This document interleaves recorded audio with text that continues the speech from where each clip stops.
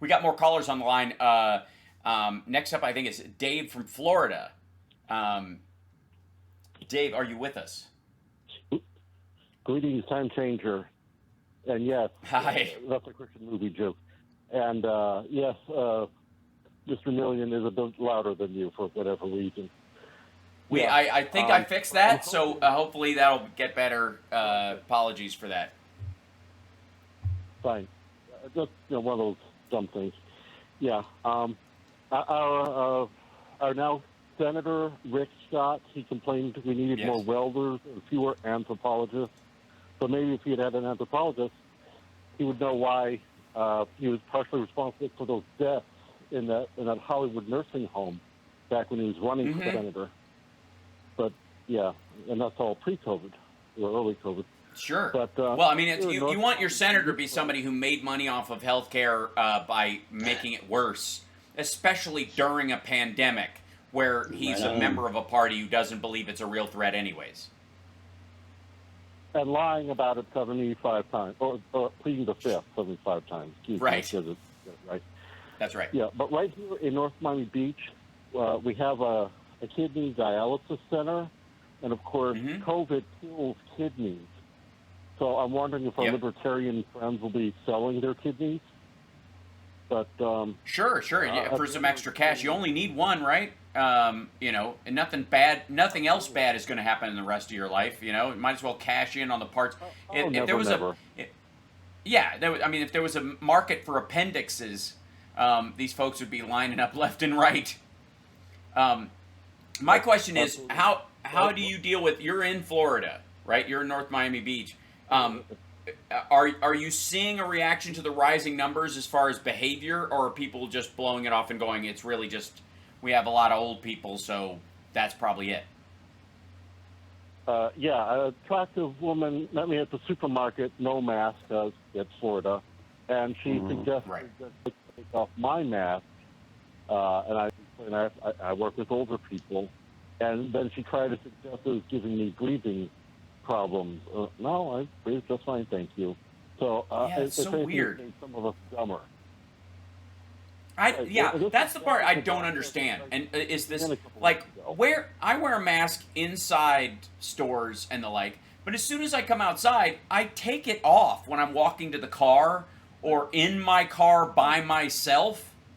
And I do see some people who are driving around with their mask on, largely I think because they just forgot to take it off, not because they're afraid of the interior of the car, unless they've got somebody in the car that they're transporting. Maybe they're an Uber driver, and I don't know that there's somebody in the back seat because they're passed out and wheezing, couldn't afford an ambulance, decided to Uber to the hospital with breathing problems.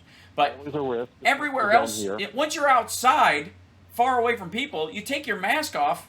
What is this whole I believe in fresh air and all these people like there was a woman in front of one of these city council meetings when you didn't have the right to deny me fresh air, and you're like you only have to wear it inside buildings. There's no fresh air inside buildings. What do you think outside is for? What are you talking about? That's ventilated, circulated air. It's other people's butt wind and coughs and sneezes.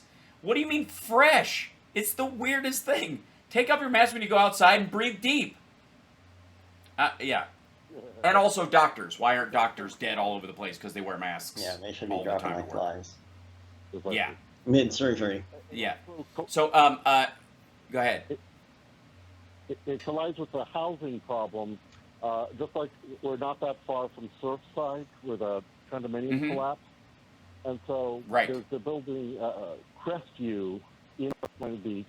So now we have all these older Hispanics that aren't usually attending City Hall, even remotely, and they are effectively homeless any day now during the COVID crisis. Right. And meanwhile, we've had a shakeup of jobs that maybe there's been a bubble of some jobs as for people who can work from home or delivering, but other jobs are falling apart in the return to normalcy. That, including me. I've been basically laid off from a job I had 13 months. But I love Stephanie Miller so much that I had groin surgery just in honor of her. So that costs money. So, so all the shakeups, I hope we can settle down and deal with okay, here's how we better manage our kidney supply and our housing supply, so people aren't Organization, minimum which wage job to be homeless next week. right, and I appreciate the call. We're right at the hard break, so we got to take off. I appreciate you calling in, and there is, this. It's interesting how underlying in all of this is this fear of governance that the Republicans have. That managing a limited supply of something and being conservative, literally conserving something you don't have a lot of, seems to be entirely lost on the Republican Party, whether it comes to the environment, whether it comes to natural resources, the availability of a vaccine or PPE even at the time.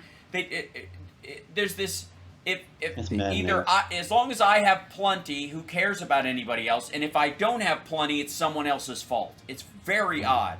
And it is very specific.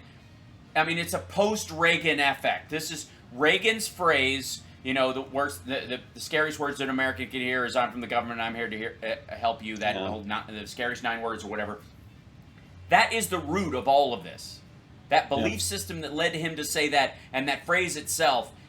We are seeing real-world deaths because of this nonsense. We'll be back right after this.